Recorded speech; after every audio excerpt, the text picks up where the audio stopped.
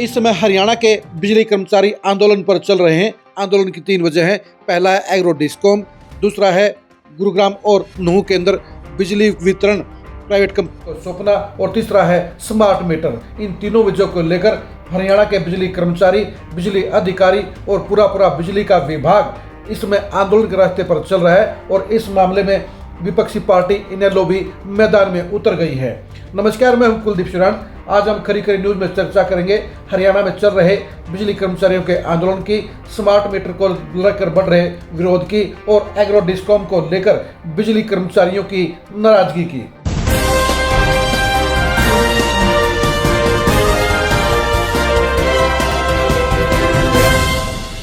हरियाणा के बिजली कर्मचारी आंदोलन करने को मजबूर हो गए हैं और इसकी सबसे बड़ी वजह है एग्रो डिस्कॉम। बिजली कर्मचारियों को ये लगता है कि एग्रो डिस्कॉम के जरिए हरियाणा की सरकार पूरे बिजली के सिस्टम को प्राइवेटाइजेशन के हवाले करने जा रही है और इसलिए पूरे प्रदेश के बिजली कर्मचारी आंदोलन कर रहे हैं। और एग्रो डिस्कॉम के खिलाफ हरियाणा के बिजली कर्मचारियों ने 11, 12, 13 अगस्त को पूर्ण ब्लैकआउट का ऐलान कर दिया है। यानी 11, 12 और 13 अगस्त को हरियाणा में कहीं पर भी बिजली की सप्लाई नहीं होगी और इस बड़े और कड़े फैसले के पीछे एग्रो डिस्कॉम है। इसके बारे में बिजली कर्मचारियों का क्या कहना है, गौर से सुनिए। आप मीडिया के साथी जो हमारे बीच में हमारी बिजली कर्मचारी साथियों की आवाज को बुलंद करने के लिए आए हो, आपकी निडर पत्रकारिता के लिए हम सब कर्मचारी साथी सबसे पहले आपका धन्यवाद करते हैं। दूसरा, आज हमारा सब यूनिट स्तर का प्रदर्शन चल रहा है।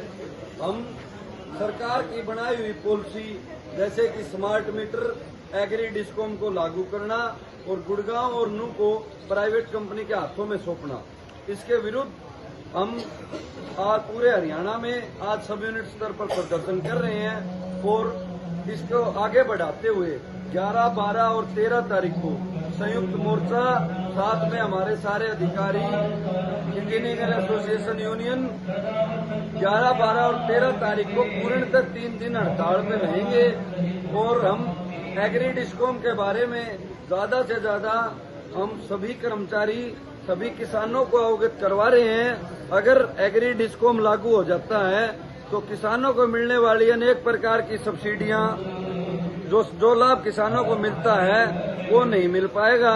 और अगर बिजली का निजीकरण हो गया, गुड़गांव और नूह की तरह धीरे धीरे पूरे हरियाणा में ये निजीकरण होने जा रहा है। इस निजीकरण के विरोध में हम पूर्णतः विरोध करते हैं और आने वाली 11, 12 और 13 तारीख को पूर्णतः सभी कर्मचारी 100% स्ट्राइक पर रहेंगे। सबसे पहले तो प्रेस के साथी आप लोग किसी भी टाइम, किसी भी मौसम, उसका बहुत बहुत धन्यवाद। मैं अरुण यादव, एसएससी। सरकार हमारी कोई भी बात अभी लगातार वार्ता चलने लग रही है, कोई भी सुनाई नहीं कर रही। एग्री डिस्कॉम के नाम से उपभोक्ताओं और कर्मचारियों के बीच में ये लड़ाई कराने का काम करते हैं। जिस प्रकार खेतों की जो सप्लाई है, हमारी जो भी बिल है 10 पैसे यूनिट है, इससे कम एक प्राइवेट कंपनी कभी भी नहीं दे सकती और पहले ही 5400 करोड़ रुपए घाटा दिखा के इसको करने लग रहे हैं। और हमें सरकार से ये कहना चाहते हैं, समय रहते आप इसका निष्कर्ष निकालें, नहीं तो हम ये कहना, सारे साथी हमारे सभी यूनियनें इकट्ठी है, साझा मोर्चा है, ये 11, 12, 13 की हड़ताल भी है, ये अनिश्चितकालीन हड़ताल भी जा सकती है। हम सरकार को चेताना चाहते हैं, मोदी जी हमारे कोई भी किसी भी प्रकार की बातों को सुनने के लिए, जब हमारे देश के अंदर कोई भी स्ट्राइक कोई भी हो, वो दूसरे या तो विदेश में भाग जाते हैं। हमारे बिजली मंत्री हैं, आश्वासन देते रहते हैं, कभी कहेंगे 21 तारीख ना आज हो, कभी किसे, हमारा कोई वादा पूरा नहीं करने लग रहे।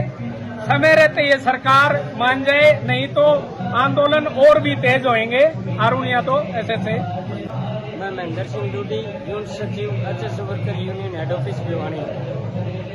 मैं आपके इस चैनल के माध्यम से सभी साथियों को बताना चाहता हूं कि ये सरकार जो हरियाणा एग्रो डिस्कॉम कंपनी लेके आ रही है, उसके विरोध में हमारे आज सभी यूनिट स्तर का प्रदर्शन है। हमने पहले सरकारी स्तर पर और फिर यूनिट स्तर पर प्रदर्शन किया है। ये प्रदर्शन हमारे लगातार चल रहे हैं। हमारे साझा मोर्चा की जो केंद्रीय कार्यकारिणी की जो कमेटी बनी हुई है उनके आदेशानुसार, और ये सरकार समय रहते चेत गए, वरना ये आंदोलन बहुत तेज होने वाला है। और ये हरियाणा एग्रो डिस्कॉम कंपनी लेके आ रही है, ये 5400 करोड़ रुपए के घाटे के अनुसार लेके आ रही है। और जो बिजली बोर्ड का जो कर्मचारी है वो तपती दोपहर के अंदर काम करने में मजबूर रहता है, न तो उनके पास स्टाफ है पूरा, और न ही उनको कोई रिस्क अलाउंस दिया जा रहा है। हरियाणा कर्मचारी का जो मोर्चा है, साझा मोर्चा है, उनकी ये डिमांड भी है कि बिजली कर्मचारी साथियों को रिस्क अलाउंस दिया जाए, और हमारी जो महत्वपूर्ण डिमांड है उनको तुरंत प्रभाव से लागू किया जाए।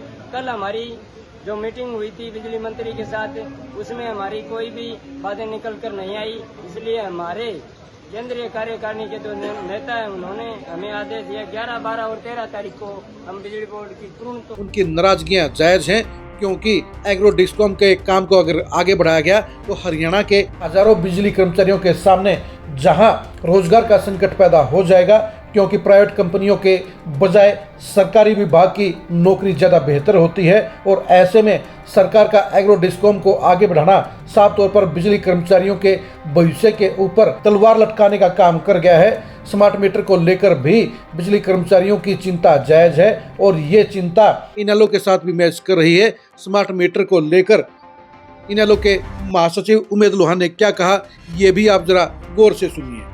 साथियों, क्यों 500 मीटर दिखता होगा, आज मैं आपसे बात करना चाहता हूं। जिन्हें बिजली चाहिए है, और बिजली सब न चाहिए है, छोटा है, बड़ा है, बच्चा है, बड़ा है, बूढ़ा है, कर्मचारी है, स्कूल में चाहिए, कॉलेज में चाहिए, खेत में ट्यूबवेल खातर चाहिए, मोबाइल रिचार्ज खातर चाहिए, पंखा, एसी, दूध बिलौन खातर चाहिए, डांगरा ने ब्याजगार कूलर चाहिए, सब न चाहिए बिजली।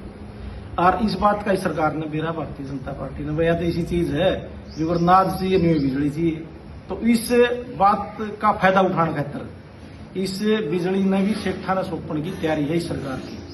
और एक स्कीम है सरकार की, जो मोबाइल रिचार्ज हो नहीं, पहला उसमें पीछे डालो और फिर फोन कर सको, तो इसे सिम वाले मीटर लाने की तैयारी में है गामा में भी। अगर ताकि पहला पीछे उसमें सिम होंगे तो मीटर चल जाएगा, नहीं उसे टाइम बिजली बंद।